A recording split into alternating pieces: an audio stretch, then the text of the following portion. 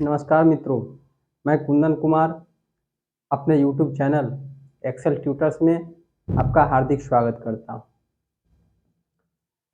हम लोग भारतीय राष्ट्रीय आंदोलन को पढ़ रहे हैं। भारतीय राष्ट्रीय आंदोलन में जिसको हम लोग 3 चरण में बांटे थे, उसके अंतर्गत तृतीय चरण को पढ़ रहे हैं। और तृतीय चरण में आज हम लोग जो एक महत्वपूर्ण घटना घटी थी भारतीय राष्ट्रीय आंदोलन में, वह थी साइमन कमीशन की नियुक्ति गठन। साइमन कमीशन पढ़ने से पहले उसके पृष्ठभूमि को जानना बेहद जरूरी है, आवश्यक है। और उसके समझे बगैर साइमन कमीशन को आप नहीं समझ सकते।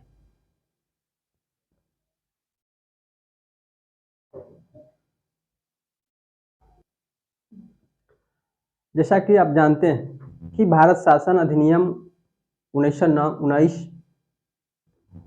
पारित किया गया था ब्रिटिश सरकार के द्वारा। और इस अधिनियम में ब्रिटिश सरकार के द्वारा कहा गया था कि भारत में उत्तरदायी सरकार की स्थापना ब्रिटिश सरकार का उद्देश्य है, लक्ष्य। और जो भारत शासन अधिनियम 1919 के तहत जिन सुधारों को प्रबंधित किया गया था, उन सुधारों की समीक्षा के लिए कहा था कि जब भारत शासन अधिनियम 1919 पारित करने के 10 वर्षों बाद इन सुधारों की समीक्षा के लिए एक आयोग गठित किया जाएगा। और जो भारत शासन अधिनियम 1919 पारित किया गया था, जिसको कि मॉन्टेग्यू चेम्सफोर्ड सुधार भी कहा जाता है, इन सुधारों के समीक्षा के लिए 10 वर्ष से पहले अनेक आयोग भी गठित किया गया था। जैसे कि आप देखेंगे कि 1923 में ली आयोग का गठन किया गया था। और यह आयोग ने जो 1919 का जो भारत शासन अधिनियम था, उसमें एक प्रावधान था कि लोकसभा आयोग का गठन किया जाएगा। और वह इस आयोग ने सिफारिश किया कि भैया जो यह प्रावधान है, इसको जल्द से जल्द लागू किया जाना चाहिए। और देखिएगा कि 1926 में इसी आयोग के सिफारिश पर जो भारत जो लोकसभा आयोग है, उसका गठन किया जाता है, ताकि जो सिविल सेवकों की नियुक्ति किया जा सके। उसी तरह 1924 में मुद्दीमन आयोग गठित किया जाता है, जिसको कि the reforms of inquiry committee के नाम से भी जाना जाता है। और यह जो समिति मुद्दीमन समिति बनी थी, वह जो द्वैध शासन भारत शासन अधिनियम 1919 का जो सर्वप्रमुख विशेष जो प्रावधान था, जिसके लिए वो जाना जाता है, वह कि प्रांतों में द्वैध शासन लागू हुआ था पहली बार 1919 के भारत शासन अधिनियम के। तो इस द्वैध शासन पर समीक्षा के लिए मुद्दीमन समिति का गठन 1924 में किया गया था। और फिर 1926 जो कृषि था, ग्रामीण अर्थव्यवस्था था, उसके जांच के लिए, समीक्षा के लिए लॉर्ड लिनलिथगो समिति का गठन किया गया था, जो देखिएगा कि बाद में वह वायसराय भी भारत का बनता है। और ये सब समितियां का तो गठन किया गया ही था, लेकिन जैसा कि आपको हम बताए अभी कि भारत शासन अधिनियम 1919 के तहत 10 वर्ष के बाद उसकी उन सुधारों की समीक्षा के लिए या भारत में उत्तरदायी सरकार की स्थापना के लिए क्या प्रगति है, क्या भारत में ऐसा माहौल है, क्या ऐसा परिस्थिति है जहां उत्तरदायी सरकार की स्थापना किया जा सके। क्योंकि वो तो 1919 में सिर्फ जो भारत के राष्ट्रवादी नेता थे, उसको एक साइकिल दे दिया था। जैसे कैसे आज देखते होंगे कि जो माता, अगर बहुत बच्चा जिद करता है तो माता पिता उसको साइकिल दिलवा देते हैं। और कहते हैं कि जब तुम साइकिल बढ़िया से सीख जाएगा तब तुमको मोटरसाइकिल दिला देंगे। तो उसी तरह जब भारत में स्वशासन की मांग, डोमिनियन स्टेटस की मांग कर रहा था, तो भारत के राष्ट्रवादी नेता की उत्तरदायी सरकार की स्थापना की जा सके भारत में, तो वह कहा कि भैया पहले तुम लोग वैसा स्थिति बनाओ। इसीलिए 1919 के भारत शासन अधिनियम में उत्तरदायी सरकार की स्थापना का वादा करता है, लेकिन स्थापित करता नहीं, कहता है कि समय आएगा तब तुमको उत्तरदायी सरकार की स्थापना दे। तो वही साइकिल पकड़ा दिया था। और जब समय आने वाला था कि स्कूटर बच्चा को मिलना चाहिए, तो वह कहता उससे पहले ही कहता है कि तुम लोग अभी जो स्कूटर है गाड़ी चलाने के लिए तैयार नहीं। कहने का मतलब है कि वह 1919 के जब 10 वर्ष बाद यानी कि 1929 में एक कमीशन गठित करना था, लेकिन जो वहाँ का ब्रिटेन का जो सत्ताधारी कंजर्वेटिव पार्टी था, वह जो 2 वर्ष पहले ही साइमन कमीशन की नियुक्ति कर देता है, क्योंकि उसको डर था कि जो आने वाले चुनाव 1929 में चुनाव होने वाले थे, 1928-29 में चुनाव वहाँ ब्रिटेन में होने वाला था, और इसकी पूरी पूरी संभावना, प्रबल संभावना थी कि वहाँ लेबर पार्टी की सरकार आएगी। और लेबर पार्टी जो भारत के जो राष्ट्रवादी नेता थे, उसके हितैषी थे, भारत के प्रति उसका दृष्टिकोण उदारवादी था। और आप जानते हैं कि जो ब्रिटेन था, उसका जो औपनिवेशिक साम्राज्य था पूरी दुनिया में, और जो ब्रिटिश ताज था, उसका जो भारत अनमोल मोती था, बहुमूल्य उसका उपहार था, क्योंकि उसकी जो पूरी जो सुख सुविधा है, विलास है, जो भरण पोषण है, खान पीन चलता था, वह भारत से ही चलता था, क्योंकि यहाँ से पैसा वह शोषण करके हम लोगों से ले जाता था और पूरा वहाँ मौज मस्ती करता था। बताइए, जिससे आपका घर खर्चा चलता हो, आपका ऐश आराम होता हो, वह खर्चा को कोई छोड़ना चाहेगा? तो इसीलिए जो वहाँ का कंजर्वेटिव पार्टी था, वह उसको लगता था कि जो लेबर पार्टी आएगा तो कहीं कुछ गड़बड़ न कर दे, और इससे बचने के लिए वह 2 वर्ष पहले ही क्या करता है कि जो एक 7 सदस्यीय जो एक विधि आयोग है, जॉन साइमन की अध्यक्षता में गठित कर देता है। इसका गठन जो तत्कालीन सत्ताधारी कंजर्वेटिव पार्टी का जो के सदस्य रहता है, राज्य सचिव, secretary of state, Lord Birkenhead, उसने 8 नवंबर 1927 को सर जॉन साइमन की अध्यक्षता में इस कमीशन की गठन की घोषणा करता है।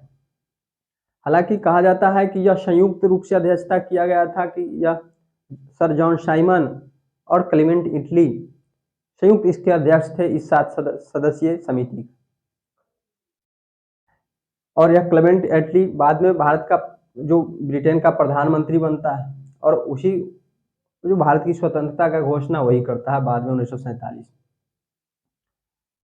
और इसमें जो 7 सदस्यीय साइमन कमीशन था, उसके 4 सदस्य कंजर्वेटिव पार्टी का था, जो उस समय सत्ता में था, शासन कर रहा था, जबकि जो 2 सदस्य थे वह जो लेबर पार्टी था, वहाँ का मुख्य विपक्षी पार्टी, उसका 2 सदस्य था, और एक लिबरल पार्टी का था। और वह जो कमीशन है गठित करने के बाद भारत आता है, और भारत में सबसे पहले वह 3 फरवरी 1928 को बंबई में आता है। और बंबई में आता है, और उसके बाद जब भारतीयों को पता लगता है कि भैया इसमें तो जो 7 सदस्यीय समिति जो कमीशन गठित किया गया है, उसमें एक भी भारतीय नहीं है। बताओ कि जिसका शादी होने वाला है, और उसी से नहीं पूछेगा कि भैया तुमको क्या कपड़ा लेना है, क्या जूता लेना है, क्या और क्या खर्च है। तो भारत के बारे में भारत का भाग्य का निर्धारण करना था कि भारत में स्वशासन स्थापित हुआ कि नहीं, और भारत का एक भी सदस्य उसमें शामिल नहीं किया गया था।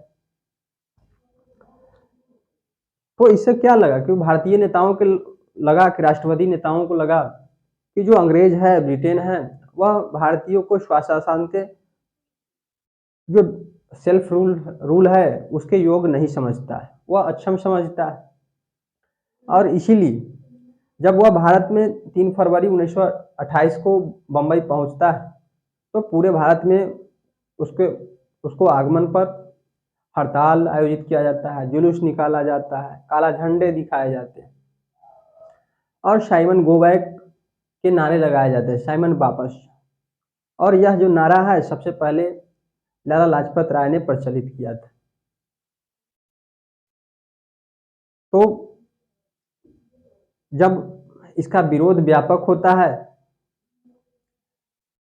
और यहाँ भारत में क्या होता है, जो बहुत राष्ट्रवादी नेता है, नए नए राष्ट्रवादी युवा नेता उभर कर आते हैं इसके विरोध में।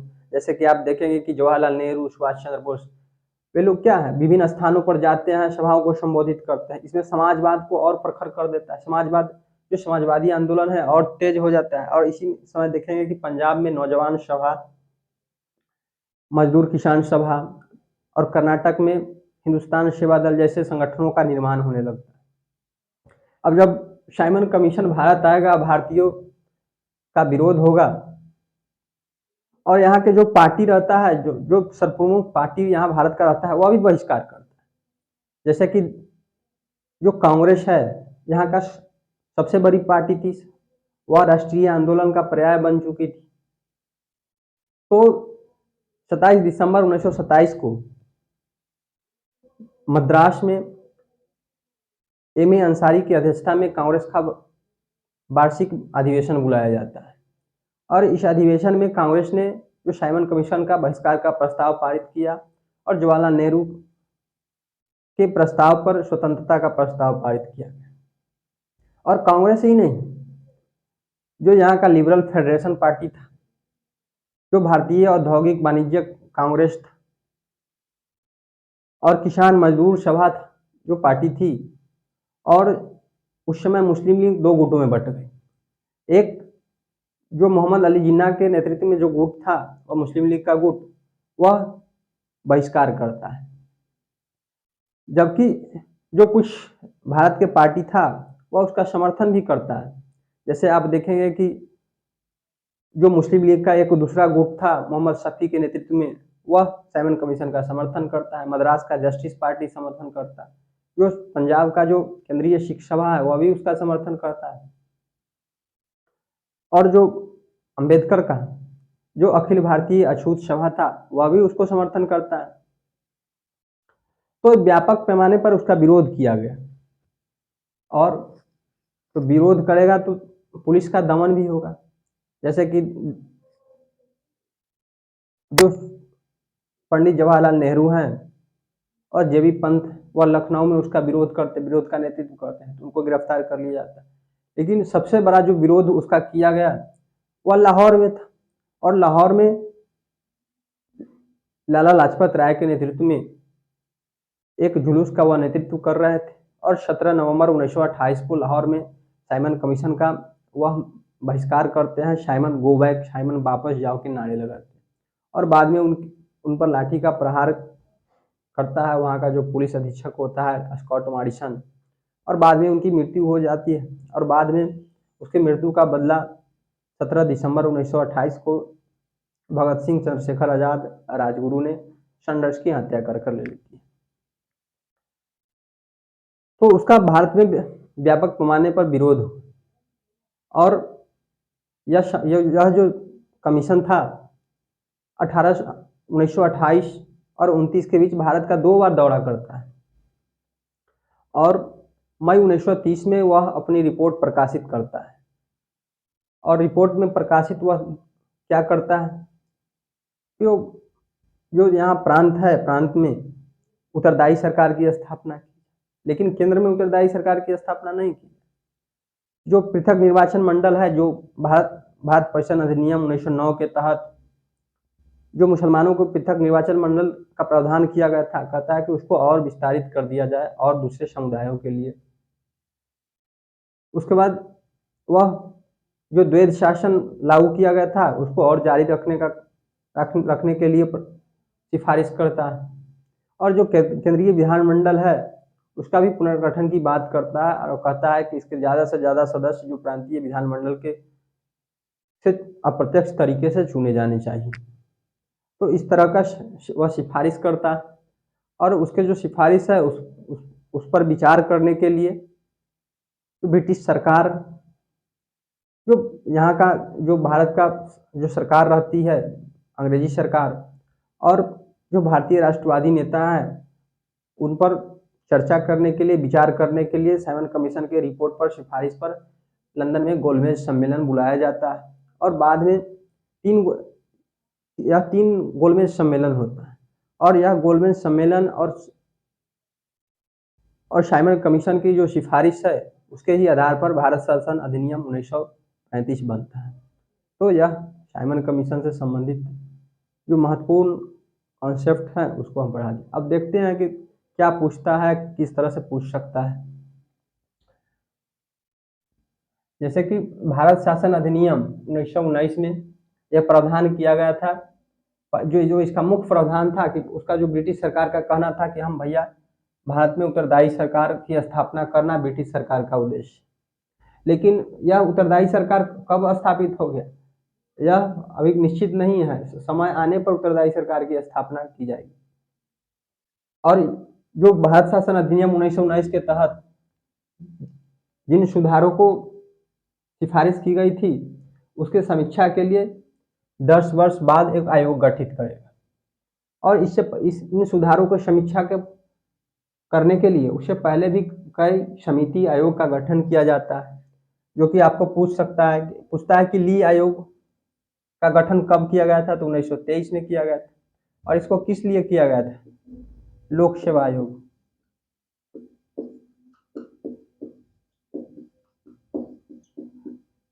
जो भारत शासन अधिनियम 1919 में लोक सेवा आयोग की स्थापना की बात कही गई थी उसके लिए इस समिति का गठन किया गया था। यह कहता है कि भैया लोक सेवा आयोग को तुरंत से तुरंत स्थापित किया जाए।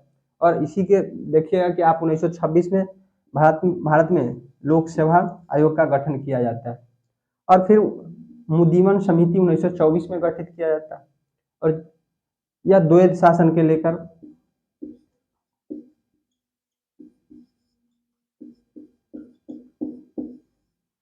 और 1926 में लिनलिथो समिति गठित किया जाता है, जो बाद में आप देखिएगा कि वायसराय भी बनता है भारत का। और यह जो कृषि था ग्रामीण अर्थव्यवस्था की समीक्षा के लिए इसको गठित किया जाता है। लेकिन जो 10 वर्ष बाद कहा गया था कि एक आयोग गठित किया जाएगा, तो आप 1919 में 10 जोड़िएगा तो क्या होगा 1929। लेकिन 2 वर्ष पहले ही जो साइमन कमीशन है उसको 8 नवंबर 1927 को गठित कर देता है, 2 वर्ष पहले ही। आपसे पूछ सकता है कि साइमन कमीशन का गठन कब किया गया था, तो 8 नवंबर 1927, 2 वर्ष पहले। और पूछ सकता है कि इसको 2 वर्ष पहले गठन का क्या कारण था, तो जो वहाँ का जो सत्ताधारी कंजर्वेटिव पार्टी था उसका डर था कि जो 1928-29 में वहाँ ब्रिटेन में चुनाव होने वाला था, उसको डर था कि लेबर पार्टी आ जाएगा, लेबर पार्टी कहीं गड़बड़ न कर दे भारत के जो भविष्य निर्धारण है उसके प्रश्नों को लेकर, इसलिए वह 2 वर्ष पहले ही साइमन कमीशन की नियुक्ति कर देता है। और पूछता है कि साइमन कमीशन गठित किसने किया था, तो वहाँ का जो सत्ताधारी पूछ सकता है कि जिस समय साइमन कमीशन गठन किया गया था वहाँ ब्रिटेन में किस पार्टी की सत्ता थी या किस पार्टी की शासन था, तो यह कंजर्वेटिव पार्टी था। और कंजर्वेटिव पार्टी के ही जो राज्य सचिव था, जो कि 1858 भारत शासन अधिनियम के तहत सेक्रेटरी ऑफ स्टेट का जो पद सृजित किया गया था, और यह जो वहाँ का कैबिनेट मंत्री होता था, सदस्य होता था, और यह ब्रिटिश संसद के प्रति उत्तरदायी होता था। तो जो वहाँ का राज्य सचिव था लॉर्ड बर्केनहेड। आपसे पूछ सकता है कि कंजर्वेटिव पार्टी जो साइमन कमीशन है उसका गठन किस पार्टी ने किया था, कंजर्वेटिव पार्टी ने। और यह भी पूछ सकता है कि साइमन कमीशन गठित किया गया था उस समय भारत राज्य सचिव कौन था, तो लॉर्ड बर्केनहेड था। तो इसको आप ध्यान में रखेंगे। और इसका जो कमीशन का अध्यक्ष था, संयुक्त अध्यक्ष था 2 व्यक्ति, एक सर जॉन साइमन और क्लीमेंट एटली। लेकिन बाद में जॉन साइमन के कारण ही ज़्यादा इसको साइमन कमीशन कहा जाता है। अगर परीक्षा में इसका अध्यक्ष पूछता है कि साइमन कमीशन का अध्यक्ष कौन था, तो सर जॉन साइमन ही इसके अध्यक्ष थे। और जो इसके सदस्य थे वह 7 सदस्य था यह। और इसमें 3 पार्टियों की सदस्य थी। वहाँ जो ब्रिटेन का 3 जो प्रमुख पार्टी था, एक तो कंजर्वेटिव पार्टी जो कि सत्ता में था, वहाँ शासन कर रहा था। दूसरा एक लेबर पार्टी था जो मुख्य विपक्षी पार्टी था, और एक लिबरल पार्टी था। जो कंजर्वेटिव पार्टी के 4 सदस्य थे इसमें, और जो लेबर पार्टी का था इसमें 2 सदस्य थे और लिबरल पार्टी का 1 सदस्य था। तो अगर डीप में पूछता है, अंदर जाकर एग्जाम में पूछता है, तो इसको आप याद रखिएगा। और जब वहाँ साइमन कमीशन का गठन कर दिया जाता है, तो यह भारत, इसका आगमन होता है, भारत आता है और 3 फरवरी 1928 को यह आता है और बम्बई में आता है, सबसे पहले उतरता है। पूछता है कि साइमन कमीशन सबसे पहले कब भारत में कहाँ आया था, तो बम्बई में आया था। पूछता है कि साइमन कमीशन भारत में कब आया था, तारीख पूछता है, तो 3 फरवरी 1928 को आया था। और जब वो आया और भारतीयों को पता लगा कि भैया उसमें तो कोई भारतीय सदस्य ही नहीं है, तो भारतीयों ने उसका विरोध किया।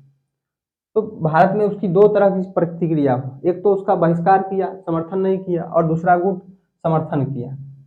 तो पहले हम बहिष्कार किया, उस कमीशन का समर्थन नहीं किया, उसको देखेंगे।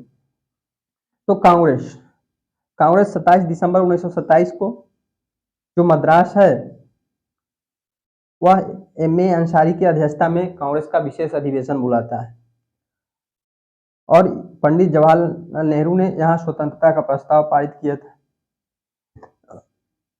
और जो कांग्रेस तो इसका बहिष्कार करता ही है, जो भारत का लिबरल फेडरेशन रहता है वो भी बहिष्कार करता है, जो भारत का औद्योगिक वाणिज्यिक कांग्रेस रहता है वह भी इसका बहिष्कार करता है, किसान मजदूर सभा है वह भी उसका बहिष्कार करता है, और मुस्लिम लीग के जो मोहम्मद अली जिन्ना के नेतृत्व में जो गुट था मुस्लिम लीग के अंदर, वह भी विरोध करता है।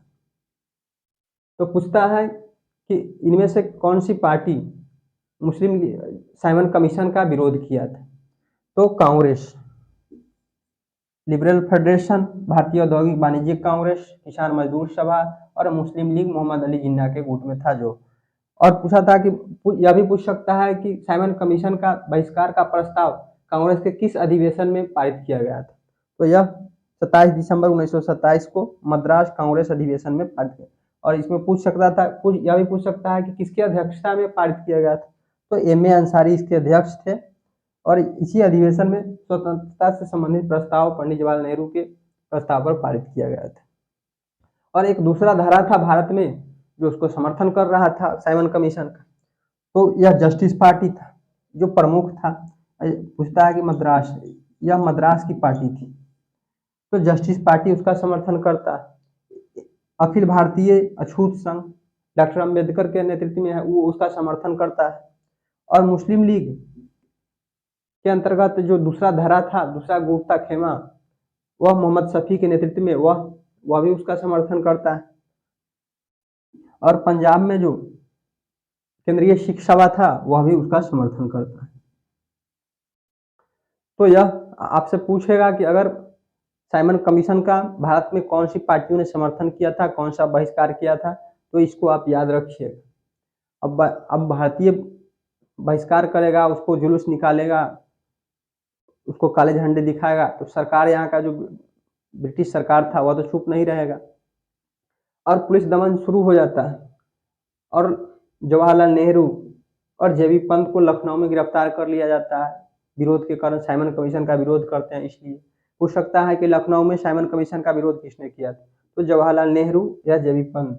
या यह भी पूछ सकता है कि जवाहरलाल नेहरू और जेबी पंत ने साइमन कमीशन का विरोध कहाँ किया था, तो यह लखनऊ में किया था, यह भी रख। लेकिन जो सर्वप्रमुख उसका विरोध किया गया वह लाहौर में किया गया। और लाहौर में जो एक जुलूस के नेतृत्व में जिस साइमन कमीशन का विरोध किया गया, वह लाला लाजपत राय उसका नेतृत्व कर रहे थे, और यह 17 नवंबर 1928। तो यह पूछता है कि लाला लाजपत राय ने साइमन कमीशन का कहाँ विरोध किया, तो लाहौर में। अगर पूछेगा कि कब विरोध किया गया था, 17 नवंबर 1928, और यही वह साइमन गो बैक के नारे लगाते हैं। अगर पूछेगा कि साइमन गो बैक, साइमन वापस जाओ,